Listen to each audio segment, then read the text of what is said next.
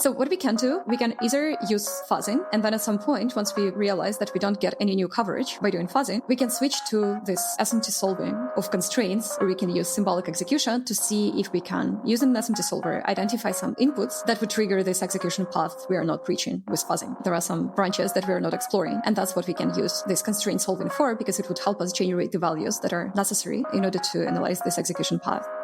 Scraping Bits is brought to you by the following sponsors. MEV Protocol. Maximize your ETH staking value with MEV ETH, exclusively on mev.io. And Composable. Execute any intent on any chain, coming soon to mantis.app. That's mantis.app. And Fastlane Labs, the only MEV and intent-centric team that has a daily deodorant application rate of over 68%.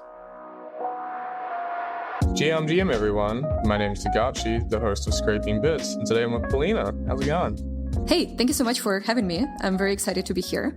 And good, yeah, thanks. How are you? I'm quite good. Yeah, we've been talking for some time, trying to solve some problems, and we can probably address them here. So I'm quite interested to see how this plays out. And I'm sure people will be quite interested to listen to this as well. And just for the people that don't know who you are, what do you do and who are you? Sure. So, hi, everyone. I'm Palina. I currently work on formal verification tooling for smart contracts at Runtime Verification. I joined them quite recently, I guess in June. And before that, I worked on formal verification at the protocol engineering core unit of MakerDAO. And also I worked towards my PhD, which was also on various formal verification techniques for smart contracts and automated bug fixing. I have some experience working as a software developer in Web2 before all of this, but for the last 5 years or so, I think my whole professional activity revolved around smart contract verification. Outside of this work, I also at some point participated in a couple of Code Arena contests just to get some better exposure to security of smart contracts and auditing, because that's what we are trying to facilitate with formal methods. Now at Runtime Verification, I'm mostly focusing on improving the existing tooling, mostly symbolic execution, symbolic testing, and trying to make them more accessible to general audience and therefore more useful for the community in general. Gotcha, yeah, interesting. And why did you choose formal verification over, let's say, something like fuzzing or dynamic analysis, I guess? Honestly, I think it was largely by chance. I started working with blockchain in a slightly different setting. So my first research project was addressing scalability issues in private blockchains, like Hyperledger Fabric. I don't want to comment on the applicability of private blockchains in general. Then I met my supervisor, who I did my PhD with, and he basically told me all about this, about program analysis, program verification. He was also very excited about analyzing smart contracts. So I actually owe quite a lot to him just for introducing me to smart contracts. It actually ended up, I guess, a very good career choice for me and a good research direction to work on. So it just sounded like a good way to address the security problem, which I was always very interested in and very concerned about. So formal verification provides you with the way to exhaustively analyze possible behaviors of a system, for example, of a program or a smart contract, which essentially provides you with this very good security guarantees, which are, nice and important to have. So that was something I wanted to contribute to. What kind of techniques do you really use in formal verification to leverage the power of it? First of all, what is formal verification and the benefits and cons of it, just to give some context? Then we'll go deeper into it. Sure, right. So formal verification in general is the computer science technique or an act of proving that a particular system, be it a program or a smart contract, hardware or something else. So it's an act of proving that the system satisfies a particular specification. So a specification here usually is a set of properties. And every property is just a statement about what you want this software to be doing or not doing. So one example of a property is balance invariant. Balance invariant of a token saying that the sum of user balances should be equal to the total supply, which means that all tokens are accounted for, nothing was lost, and so on. You can define more specific properties. For example, if you approve some tokens, then, the allowance variable, the change in the allowance variable is correct, or something like this. So you can just define the specifications on the function level, on the contract level. For example, invariant is contract level property. Invariant is a property that you want to hold at all times. So formal verification helps you mathematically prove. Usually it involves some mathematical techniques. It helps you prove that this particular software satisfies a set of specifications that you have defined for it. A good thing about it is that it's, as I said, it's very extensive. So it's very exhaustive. Formal verification techniques aim to analyze all possible behaviors of this system, of all smart contracts, all possible execution paths, and so on and so forth. So if you have formally verified something, traditionally it is thought that you have like this very good security guarantees. If you have formally proved something to be true, then it is indeed true. That's what we want it to be. At the same time, and I have to say that I'm very excited about formal verification in general. And as a field, I think significant progress has been done specifically with smart contract formal verification. And that's a very nice thing. It's a very interesting thing about crypto. So you can think all you want about crypto community and culture and things that sometimes happen, like not always the good ones. But at least in terms of formal verification, it actually fuels a lot of research and it funds a lot of research. So all the audits, all the tool development that is being done on smart contract formal verification is actually, I believe, in some cases with some companies is relatively well funded just because there is demand for it. So that's something I really appreciate about working in crypto and Web3 in general. And apart from that, it's also a very responsive developer community when it comes to security. So it's very security aware for obvious reasons, right? Because every bug is very expensive and we know that for a fact. So I guess in general, people are more educated about verification, fuzzing, good security practices than I would assume them to be outside of crypto. At least that's my assumption. So that's something I really appreciate. I was not into cybersecurity at all when I was a software dev, but the more you go into kind of development, the more you learn about, I guess, testing techniques, etc. Especially, I think in something like Foundry really emphasizes or like introduces fuzzing and variance, which I don't think anyone would really think of if it was to build a program in like Python. Are you going to fuzz test this, for example? And you probably wouldn't even think of that. So I think the innovations of these large suites like Foundry really are kind of teaching everything in terms of software. And it was just you kind of saw it as like a wave as well. Like, oh my God, fuzzing, oh my God, property testing, invariance.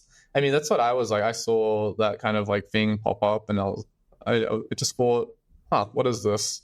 I'd never heard of this. And then eventually go into it and I'm like, oh, wow, okay, cool. This is actually quite useful. But, is symbolic execution a part of formal verification? Yes. So sorry, going back to formal verification. Symbolic execution is one approach that belongs to this family of formal verification tools. So formal verification also probably belongs to this spectrum of program analysis techniques. And I can probably start with some more lightweight, just to add some context. Probably the most lightweight, some static analysis tools, for example, Slither. So what Slither does, it just analyzes the code. It doesn't execute it. It just scans the code and tries to see if there are some issues according to some patterns, as far as I understand. So it identifies some patterns, then it reports that. Of course, it's somewhat limited in terms of what it can find. And it also generates a lot of false positives. So false positive is something that you identify as a vulnerability, but if you look into it, it turns out that it's not a vulnerability. Honestly, I think it's very useful. I don't see any reasons not to use Slither. The results it generates are somewhat limited in terms of what it can detect. So they're just this inherently limited by the patterns that are, encoded in the tool. So a slightly more comprehensive way to do the analysis is, for example, testing. So obviously unit testing is very important, should be part of every project protocol smart contract development. But unit testing only analyzes, for example, function calls with a particular concrete input, one concrete input, right? So if you have a function that takes variable x as a parameter, and then you assume that in a unit test, you say, okay, x is going to be 5. And that's what you do in this unit test. Well, that's all the results you get. And they are restricted to this particular inputs and the behaviors associated with it. I believe it's extremely efficient. So it helps uncover a lot of issues in the code. It might help at least, but as I said, so it's very limited in its capacities. So another step forward is fuzzing that you have mentioned. Personally, I think it's great that fuzzing it's quite popular in the crypto development community. So what fuzzing does, it instead of running this code only on a single concrete input, it starts running it on a series of generated values. Like these values are pseudo-randomly generated. So usually there are some heuristics. The values, so essentially it just tries to trigger some edge cases. By stress testing this function, fuzzing just hopes that, in some sense, you're hoping that these randomly generated values are going to identify some interesting cases, interesting execution paths, and you will end up in a state that, exposes some vulnerability, something like this. So instead of executing this test, assuming that x is 5, it's just going to generate a set of values like 0, max, uint 256, some constants that I think Fuzzer had found in the code, and so on and so forth. So it'll just keep iterating over this possible values, aiming to identify some issues in the code. Fuzzing is extremely efficient. So I used it myself. I have heard people saying that they managed to identify some findings in auditing contests. I think fuzzing should be same as with Slither. I don't think there are any reasons not to use, at least, for example, Foundry's fuzzer, since it's extremely usable. A good thing about it is that if you're looking at, for example, these fuzzing tests, usually you're trying to, sometimes, in some cases, you're trying to assert something. So it makes you think about properties you want to verify. Foundry also allows you to do this invariant testing, right? So that's essentially like stateful analysis, because if you define, as far as I understand, if you define an invariant in Foundry, then it's going to analyze several possible sequences of function calls and determine if this invariant is still true. So doing this, specifying some properties is a very important step of the development process, because it makes you think about how your protocol or your smart contract should work. And it's very good, it's very useful to have this formalized.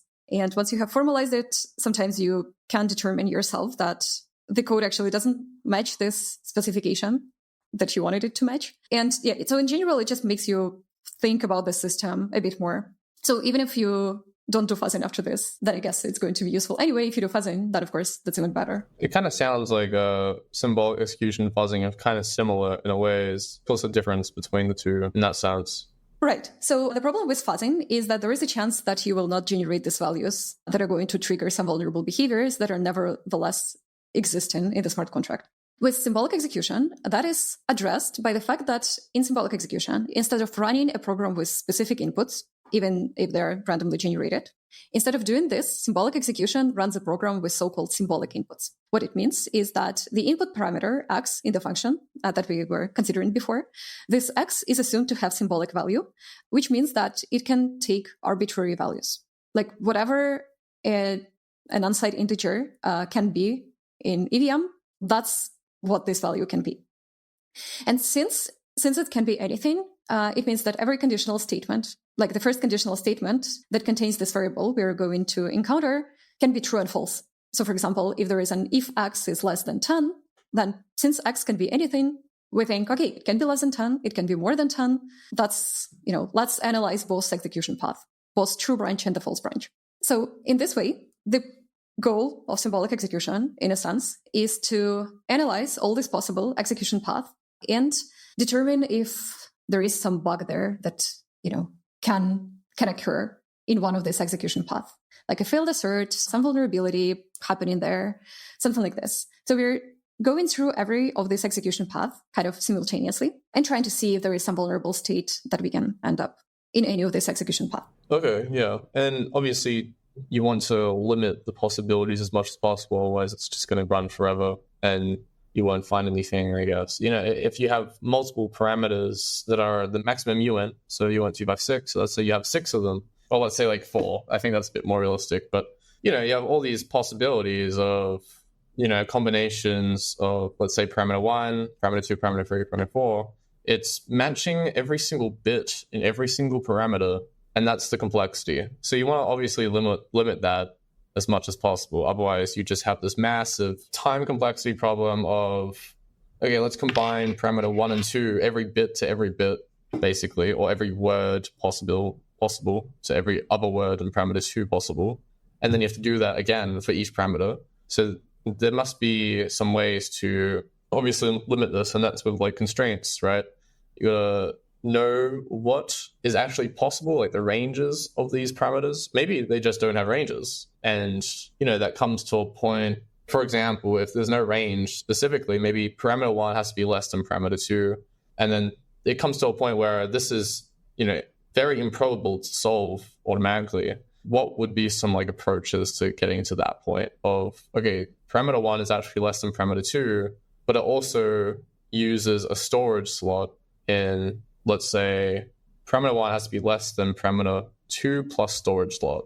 That's when it would get insanely difficult to use, I guess, symbolic execution without knowing that relationship. So I guess what are the approaches to getting to that kind of relationship identification? Right. So what you use for this is a so-called SMT solver. So what you do, if you have these 4 different parameters, we don't really consider the concrete values while we're doing the analysis. So we don't want to check every possible permutation, and we're not executing this concretely.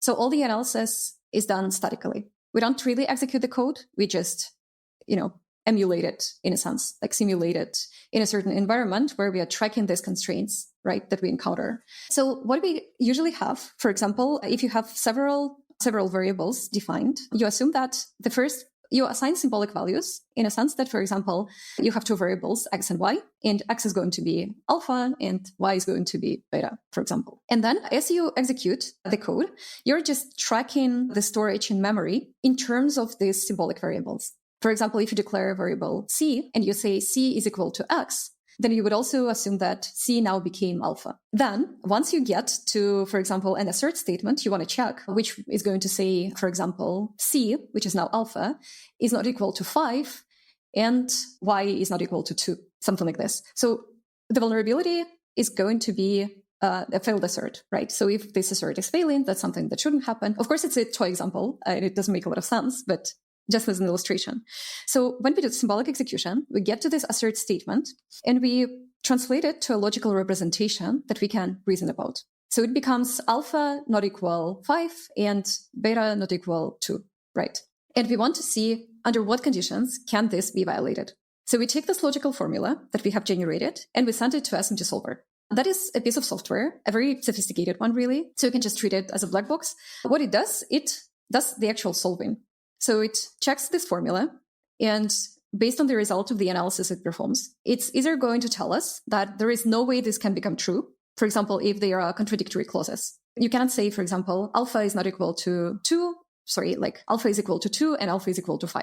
Like, that's not true. That can never become true. So it's just going to tell us it's unsatisfiable. That can never become true.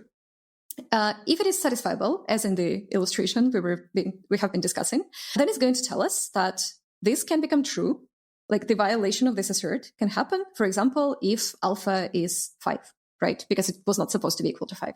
Or if beta is equal to 2, right? That would make it become true, which means that the assert is going to be violated, and there is the issue we have identified.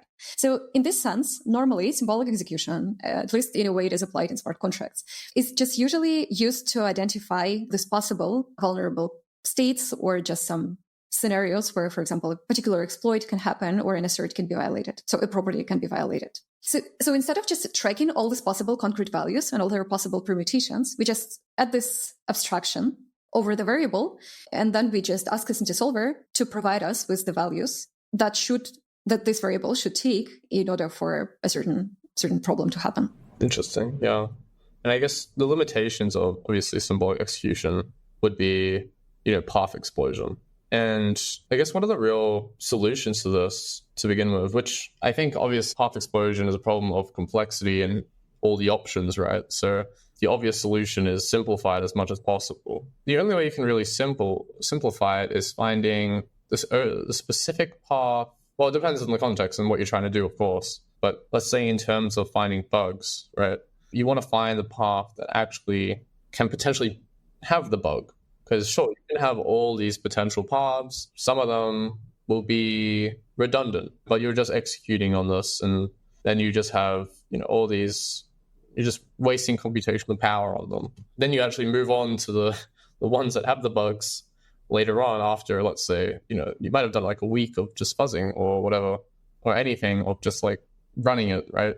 But then you move on to like a week later, you're like, wow, I should have just like moved on to this first of all. So I guess one of the main points or main ways you can really limit path explosion with symbolic execution and identify the paths that actually are necessary to run, I guess.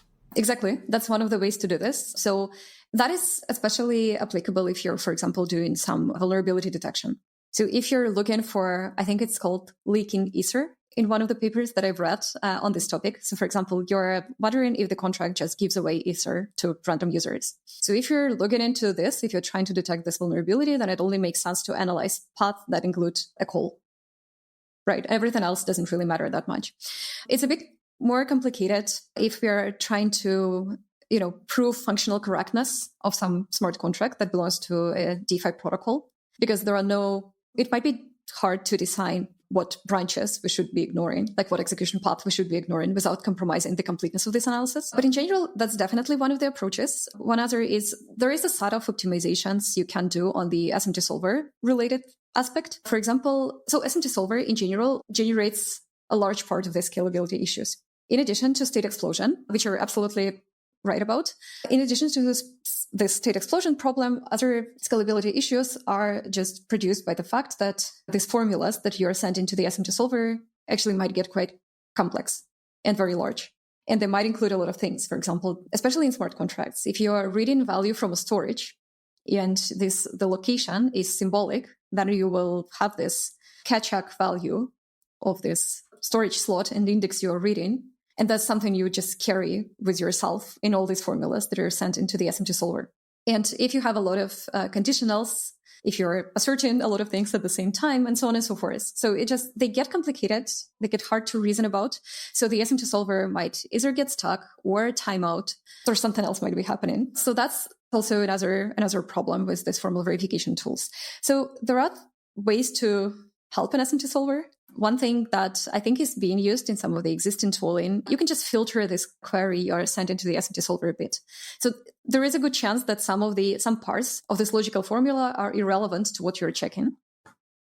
So you can just drop them. There is a chance that that's going to make it better. You can try using a different SMT solver because there are several of them. There is Z3, I guess it's very popular. It's developed by Microsoft Research. It's very usable. It has a very nice Python interface. So if you want to start playing a bit with some of the SMT solvers, I guess this Python interface is probably a good choice. But there is CV5 so there are more of them, just to name a few. And they all have this common interface. So there is this format called SMT Leap, which lets you write formulas in a way that all of the solvers understand.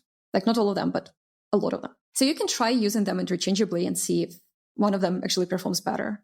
Because they all are extremely sophisticated in a sense that they contain a lot of optimizations. They are very efficient in the reasoning that they do. But still, some of them might work better with, I guess, some of the types. And we have, for example, large bit factors in smart contracts, because that's how the sun-side integers are usually represented if you're interacting with an SMT solver. So some solvers just might be better than others in solving some particular tasks. And I have seen this. So that might help as well, though it's not exactly an optimization. You can try sort of improving the interaction with an SMT solver as well by doing some static analysis on top of the code you're analyzing. That's also one of the issues. So most of the tools that I have personally encountered perform the analysis on the bytecode level. And it's very reasonable because if you analyze source code level, if you analyze, for example, Solidity code, then it means that you also make this assumption that the compiler should be trusted. So you're not analyzing the code that's getting deployed. You're analyzing something in Solidity and you hope that it's going to compile into what you think it's going to compile. In that sense, bytecode level analysis, I guess, is more reasonable. EVM also is easier to reason about than Solidity. Solidity changes all the time. There are all these high-level concepts, constructs you should process probably properly, keep track of it. I was working on a symbolic execution tool for Solidity in my PhD, and it requires, it makes you have to keep track of all these changes. There is Solidity versioning in it. EVM doesn't change that much, right? There are not so many changes. I mean, it'd be like an introduction of a New York code or like a deprecation of one. But yeah, like Solidity, it wouldn't really make sense to do Solidity because under the hood, I guess it's very complex in the way you have to kind of record data structures, etc. Bytecode just makes. I don't think you should do anything but bytecode, to be honest. Right. The other like a static analysis saying, "Oh, this variable was used here." I mean, you're doing the same thing. It's just harder, I think. A lot of senses, yes. The upside of analyzing Solidity is that you have access to the information about, for example, where the function starts or that you're in a loop. Because if you're analyzing bytecode, so this information gets lost during compilation. This and some more high-level semantical information. Just have the selector and jumps, that like kind of loop. But it's not like you have the abstract just for a while. Mm-hmm. Yeah, exactly. So if you're analyzing bytecode, then you have to infer this information. And there are heuristics for that. So not the worst thing to do, but still, and you have to determine if you're in a loop, because potentially you can end up in this infinite loop. And that's also one of the problems with like challenges that you encounter doing formal verification. What to do if you end up in this infinite loop? If the condition in the loop depends on, for example, symbolic value, and you assume that it can be anything, then you can just keep iterating over it infinitely and you'll never finish the analysis. So it's not extremely useful. Usually a common approach to handle this is to bound loops. So you're just making this assumption, and this also falls into this optimizations category. So that's how you limit the amount of states that you actually reason about, that you analyze. You say, okay, we're only going to be analyzing 5 iterations of each loop. That's it. That makes the situation a bit better on the front of, you're not having infinite loops. You know that the analysis is going to terminate eventually. At the same time, you're also sacrificing the completeness of the analysis because you're not considering all the possible states, all the possible ways in which this code can be executed, which is, well, of course, is a downside. So there are some of these under approximations that you can apply in order to make symbolic execution and some other formal verification techniques more, applicable and usable and make the analysis more tractable. So that is basically just, restricting what we're analyzing by adding this additional constraints, which also translate into these assumptions we're making about this code, which might not necessarily hold. But that's just how you make them work. Yeah, to find any bug, like a bug could be multifunction, right? And if you wanted to find this bug, for example, we're talking about the bytecode level as well. We're not looking at, even in Solidity, you can still have it. But at the bytecode level, for example, you have a deposit function and you have a withdraw function. They're both the same at the bytecode level in terms of if you're increasing your balance of, let's say, it's a mapping. So you're increasing the balance of that mapping by doing an S load to get the balance currently, and then adding to that balance, and then using an S store to store that new value into basically replacing it, right? So you're getting the old value, adding to increment, and storing it. And then the withdraw is getting the value, decreasing, and then storing. So in that way, it's kind of hard to distinguish. Well, obviously you can distinguish by, increment and decrement, but then some of them would have, I don't know what it would be like, but maybe, for example, master chefs, like shares, for example, it would be, total shares, the amount you've deposited, division, then multiply to get to a value amount that's able to be withdrawn. And then, then it gets quite difficult to reason about, okay, is this a deposit or a withdrawal? Actually, it could be. It just depends on how really advanced or sophisticated some calculation is, and ultimately, is it being set to it? Because, okay, there's 2 different variations. There's one where it's, get the value, get the storage load, then subtract, or storage load, then add. Or are you just getting an S store, which without the load, you just set it to that value? And at that point, you don't know if it's an increase or decrease. It depends on the inputs provided. And at that point, what do you do? How do you really determine that at a bytecode level? It's like, oh, okay, it's just getting set. This could be anything, it could be plus or minus, which I guess you could build some heuristics for it. Okay, this could be anything, so let's assign that to anything.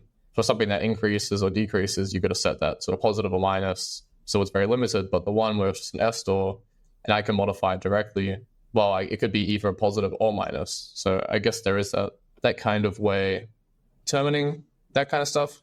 But that whole function ordering stuff, it's like any bug is context specific, I think.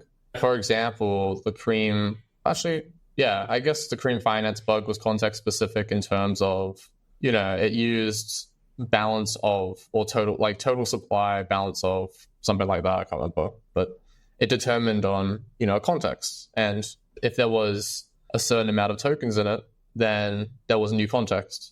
And obviously the exploit was the token balance was manipulated in a way where I think it was below what was already assumed to be. And so their value was actually, a higher amount because relative to the total supply within the contract, I think, something similar to that, it was, very, very high because it was like a division thing. So my account balance divided by the total supply. So obviously I can get more if there's less total supply. And then I think that was the thing. But yeah, and then that's obviously a context. So to get the very advanced context, you need to do multi-function calls, and it's hard to identify which function calls are meant to be in what order. which is ultimately how you find an exploit or a bug. So I guess what are some ways to really identify what order of functions should be in, I guess, what sequence? Right. So in general, I would say that symbolic execution tools normally just try to analyze possible sequences of function calls up to a certain length. So for example, if there are 3 functions that can be called in your smart contract, external or public functions, then in the first round, it's going to symbolically execute each of these functions. If we have added up in some state that is considered vulnerable, then we have found this vulnerability, and that's where we probably stop. If we haven't found anything, which is more likely, then it just starts another round of this symbolic analysis. That is based on the results of the first round. So after we have symbolically executed every function call, then we are going to execute one more function call on top of the first one. So we'll get this possible permutations of these 3 different function calls up to length 2. Then if we haven't identified anything at this point, then we just keep doing this at least until we have found something or until we run out of resources, which is very likely at this point. So the way to do this, Would you run out of resources? Like when would you decide to stop, basically? Because I guess your resources would be, the gas within a transaction. But I guess in terms of, if you didn't find anything within, the first function, and then a sequence of 1 function, a sequence of 2 functions, and a sequence of 3 functions, what is stopping you from going to the 4th, 5th, 6th, for example? I guess looping between functions that change states. You could have function A and function B, but then you're looping back to function A and function B, function A, function B. What is stopping that? And even if that is the case, it might change the state in a kind of ratio term instead of static. So I guess what kind of would stop that instead of determining, I guess when's the limit? Right. Yeah, I mean, that's a great question. Mostly computational resources of the machine that you're running this analysis on. So you can do this. Usually this parameter, the number of functions you're going to consider, is customizable. So you can provide it yourself. You can see what works better. The problem is with every added function call to this sequence, the number of states increases and these formulas get more complicated, they get larger and therefore more difficult to reason about for the SMT solver. So it increases the chance that the SMT solver is going to struggle and eventually will time out.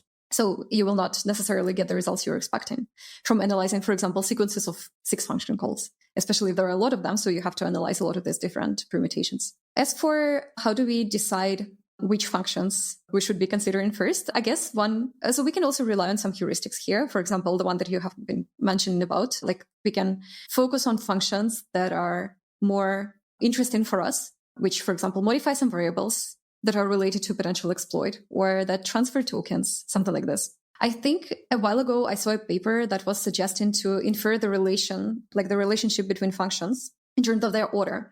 For example, withdraw without a deposit will revert. So you don't have to analyze sequences which start with withdraw.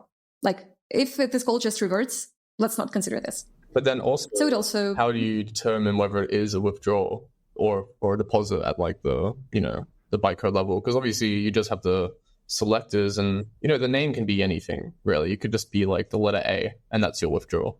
So at that point, you can't do selector matching. It would have to be some heuristics within the body, which, could be a plus equals or plus minus for withdrawal.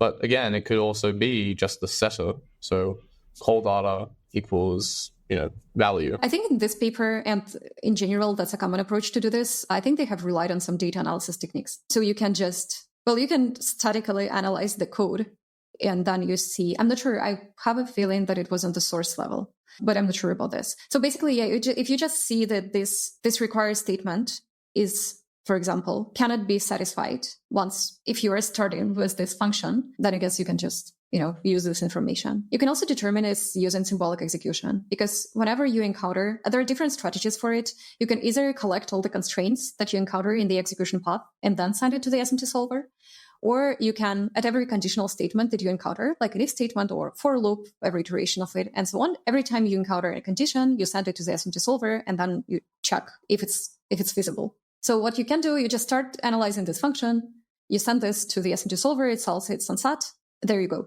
That means that there is no point considering this as the first function call in a sequence. But what I would say, honestly, about using symbolic execution and formal verification in general, so as excited as I am about it now, and I know a lot of work is being put on making it more accessible and more usable by different teams. At the moment, it has this inference scalability issues. So one good way of using it is to do some scoping. So I think that's what trail of bits. So I remember Jocelyn talking about it at some other podcast. He said that that's how they use Manticore. That's the symbolic execution tool they were developing in Trail of Bits, probably are still developing. So what they did, they just applied it to a very specific places in the code base, which were tractable, but very important. For example, we can probably use it to verify specific functions in libraries, because these are very important pieces of code. It's important to know that they're secure and correct. They're going to be duplicated in a lot of code bases. So we want to know if, for example, a specific square root function, let's say, is correct. So that's something where we can apply symbolic execution, and there is a higher chance that it's going to provide us with some meaningful result. Because it's not a large code base, there are not a lot of states. It's restricted in terms of what it's doing. But analyzing this, verifying it formally, is going to provide us with security guarantees that would be otherwise unreachable if we just did fuzzing or any other, sort of more concrete, more lightweight techniques. And one other application that I think I'm excited in that sense is we can also use this to do some equivalence check-in. So since I have mentioned the libraries, right, we sometimes have different versions of the code, which is like some of these versions are just more highly optimized versions. And it's harder to read bytecode.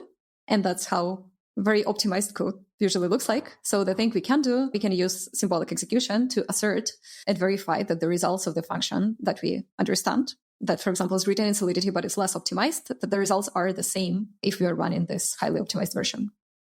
Yeah, and another thing I was also thinking of was, even if you do have this identifier of plus equals, subtract equals.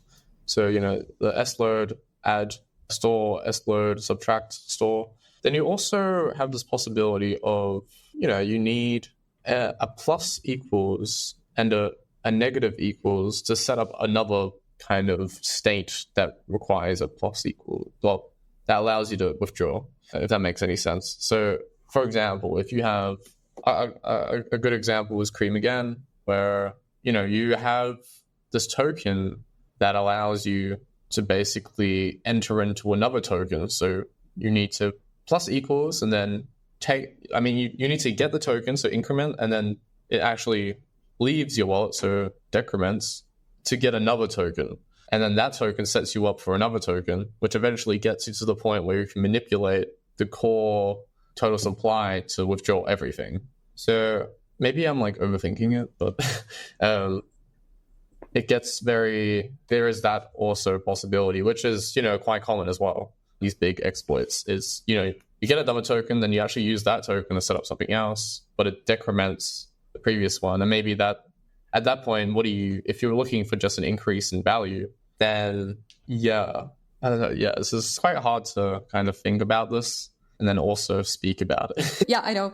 I've been doing this for the last several years, and it doesn't get much easier. What I can say on this is that generally what we are doing when we're doing this symbolic execution, we're mostly tracking the changes to specific variables in the storage, right?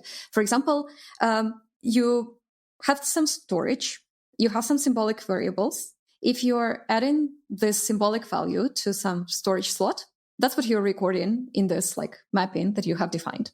So you're saying that this particular slot now has this symbolic value. If you're then, for example, if you're subtracting 5 from it somewhere later in the code, the only thing you do in this case, you get this value that was in the symbolic storage mapping before, and you set -5. So you would just keep updating this. And then once you get to, for example, the end of the execution or some interesting place where you want to see if the assert is getting violated, for example, you just get this value from this mapping that you have recorded, like symbolic value -5 divided by 2, whatever else there was. And then you just insert it in the right place in the assert. So you just substitute this variable that should be stored in the storage slot with this value that you have gathered so far. Does it make sense?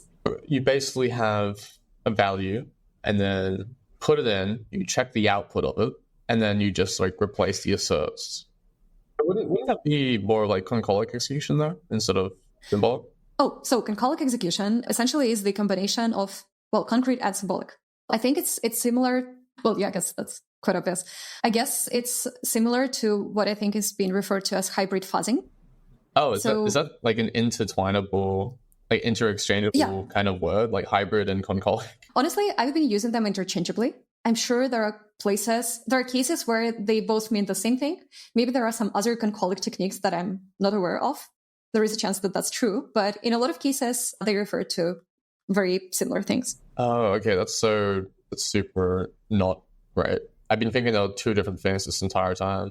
Because people use it in different context, like they do like, oh, hybrid fuzzing, we use this technique and this technique. But then, yeah, no, it's just kind of weird. What did you think concolic execution is? No, yeah, symbolic execution with concrete values. I mean, like, symbolic execution is also that, though. You're providing concrete values, no? Well, some are concrete, some are symbolic. So usually symbolic values are input parameters because that's what you are not certain about. So for example, if you're symbolically executing a function deposit and there is an amount variable that is in like an input variable, then amount is usually symbolic. Then if you have some constants defined in the code, they're going to be concrete because that's what makes sense. And then when it comes to some other things, they can be either concrete or symbolic. For example, message sender can be concrete, can be symbolic. Environmental variables, block timestamp, block number. Normally, I guess they are symbolic most of the time, but you can also assume that they are concrete if you don't want to spend resources on this. The way I think of it is they're both the same in the sense that, sure, you can provide the symbol for it, but you're providing still a concrete value in some way. I mean, unless the concrete value is always the same in every single run, but it's still a value. Oh, wait, I think I'm just going like super deep into. Well, in general, the only place where a symbolic variable becomes concrete is at this very end, when you ask the SMT solver if it can be true, like if a particular formula can be true. And it says, yes, if the symbolic variable has this concrete value. That's the first time symbolic variable becomes concrete. Oh, okay. So if you know it works, basically. Yeah. Once you just want to like make sure that it is indeed true. Before that, all the analysis is made without any concrete values. So it's basically for symbolic ones. Sorry, but it's basically like you use symbolic execution to get the concrete values, which then you replace that symbolic value with the concrete, and then you continue on with symbolic variables, right? That depends on the final goal. So in general, you don't have to plug it in back. If you're using symbolic execution to find vulnerabilities, then that's where you end. You execute it symbolically. It says like what concrete value you should be using in order to trigger this vulnerability. You can try this concretely, see if it works. If it's not a false positive, if it's like a true positive, which means that it's a real bug that we have uncovered, that's it. So in general, symbolic execution looks something like this. Okay, interesting. Yeah, I guess all the terms kind of make it, for me, at least. I don't know like any of the terms realistically because they're all kind of confusing. I just know like it is true. Architecture instead. Well, yeah, I mean, they are confusing for sure. And so symbolic execution, yeah, you can think of it as, non-concrete execution. So we're not using concrete values. We're not running this code concretely. It's just static analysis in a sense that, it's not concrete. We're not running it on the actual virtual machine. And concolic execution is just a combination of this with concrete testing. So I'm sure there is a way to combine it with concrete testing, which means that concolic and hybrid fuzzing are not entirely the same thing.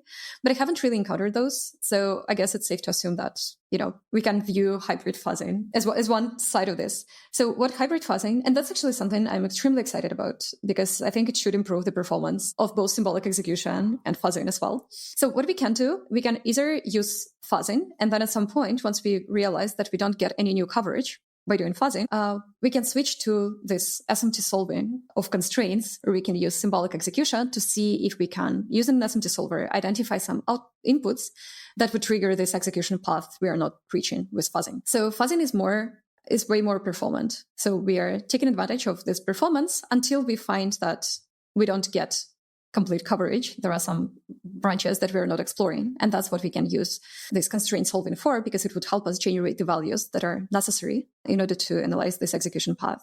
Or we can do it in the other way around.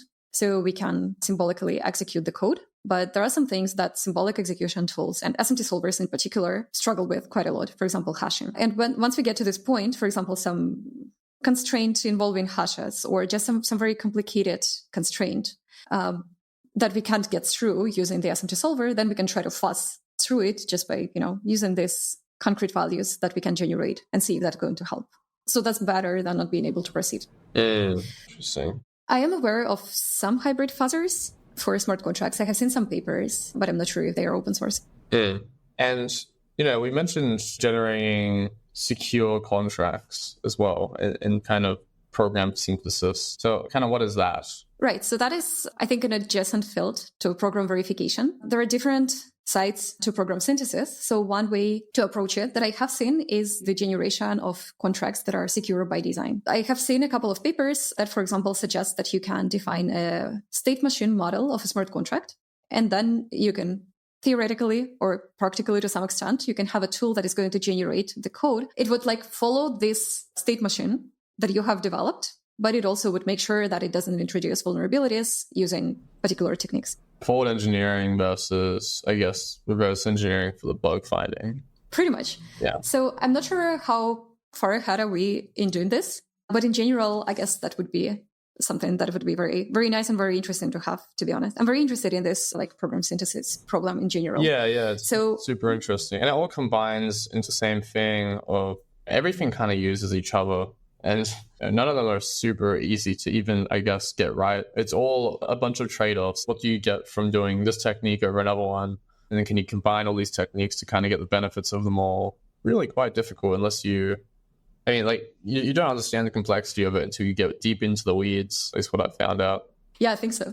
Well, one other thing that you can do with this is exploit generation. So it's also a form of program synthesis because you're trying to synthesize, the program that triggers an exploit. For example, when we do verification, we're also looking for a bug.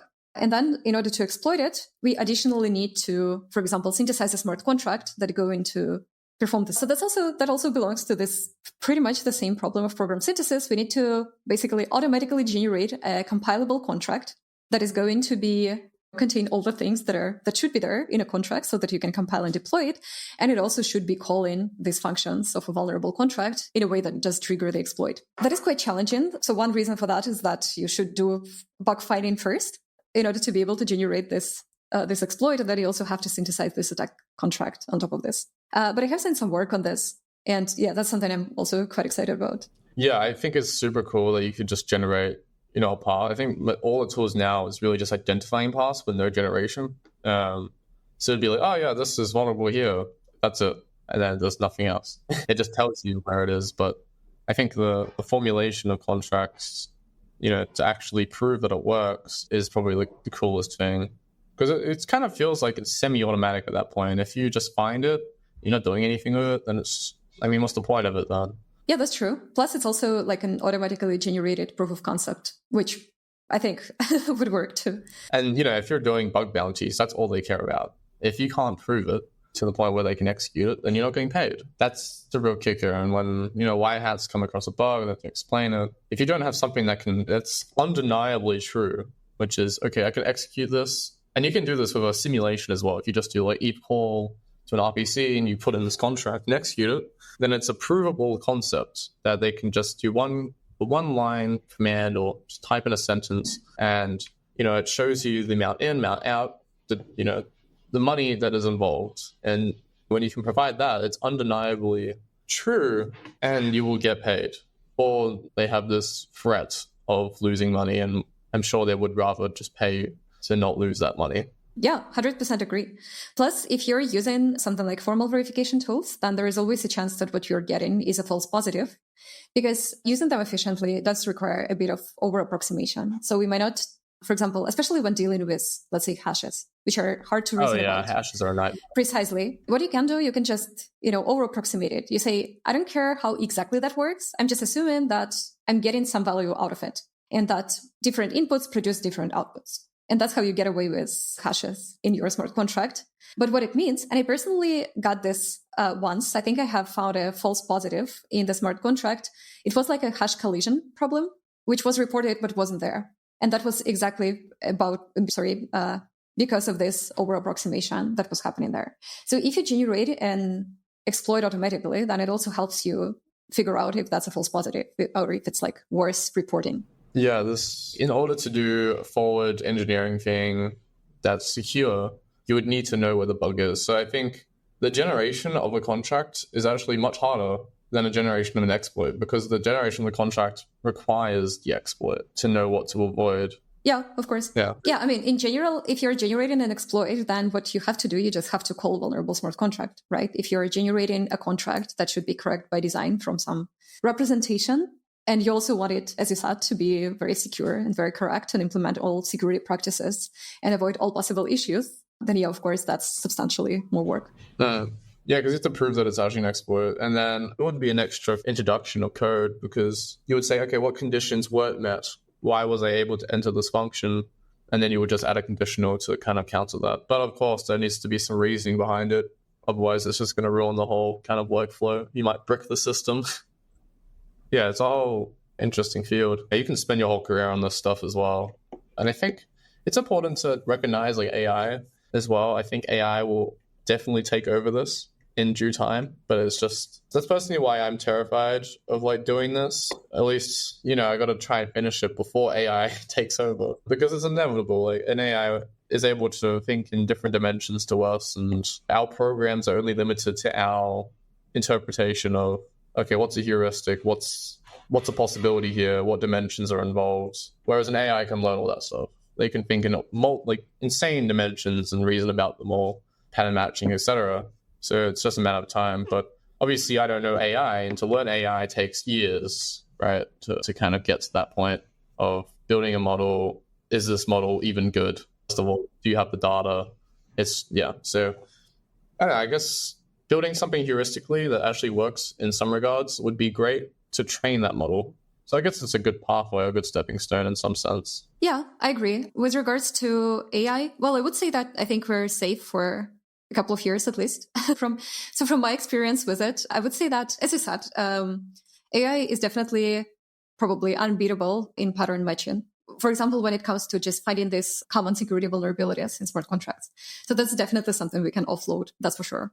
As far as what I have seen up to now, I'm not very convinced in the current abilities to reason of any basically AI-based tool. So I'm not sure. I haven't heard about AI finding something like new attack vector or something like this. Well, I do think it's reachable at a certain point. But there is definitely a lot of things that AI can facilitate and can do, even in terms of formal verification. So I have seen, apart from vulnerability detection, of course, generating summaries, I think was mentioned at some point during your podcast. And that is very good. One thing that I think AI can definitely do is, for example, check the documentation of the code, like NetSpec comments, and determine if the issue is there, because I've seen this multiple times. And that was my very easy finding on Code Arena at some point. There was a comment saying this should only be called by an owner. And guess what? It could be called by anyone. So matching this specification with what is being implemented is probably also something that should be doable for AI. How can it, do this reasoning about the, about the details of the operation of your DeFi protocol or something like this? I don't think we're there yet in that sense. But yeah, what I wanted to say about formal verification is that I have seen some work on combining AI with, for example, assisting SMT solvers or doing this automated reasoning in general. So that might be one of the ways in which the scalability problems are going to be addressed. I think, you've also think of it like the AI's got to learn off something to begin with. Oh, actually, do they? To be fair, I don't know anything about AI, so this could just be blabbering. But you would have to have something to kind of recognize what is correct and what's not. But I guess that's just a for loop in that sense, which in terms is just like fuzzing, really. It's just a feedback loop. But then it also learns of that long term instead of just running it once and not kind of learning off the past. I think that's the advantage of it. It actually learns from different, instead of just in one context, it would learn from, a previous run of a different contract you did last week, for example. It would learn off that one and, introduce that into the new kind of context of this contract today. Whereas a fuzzer would only be able to learn off that contract in that specific time and then have to reset. So the resetting is the major flaw, I think, in fuzzing in general, which is why AI is so powerful. True. Well, I mean, in a fuzzer, you can probably store this information you have learned somewhere.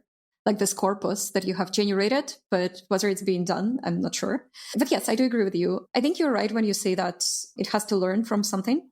That's why I'm a bit skeptical about having these AI tools identifying new attack vectors, because I do assume, from my limited knowledge as well, I think I'm like a third author on one paper about AI, but that was face recognition and a few years ago. So I don't think that I don't qualify as an expert for sure. But yeah, I have the same impression.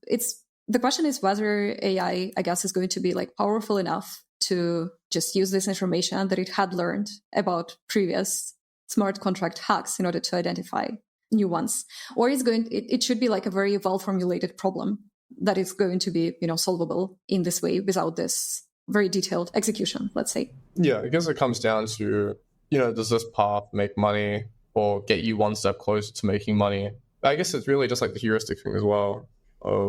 Okay, you have this function that withdraws money. How do I get to that function? And then, is there any kind of conditions that I have to meet, et cetera, get to that point? But I guess in that time, if you already know all that information, may as well just do a heuristic then, right?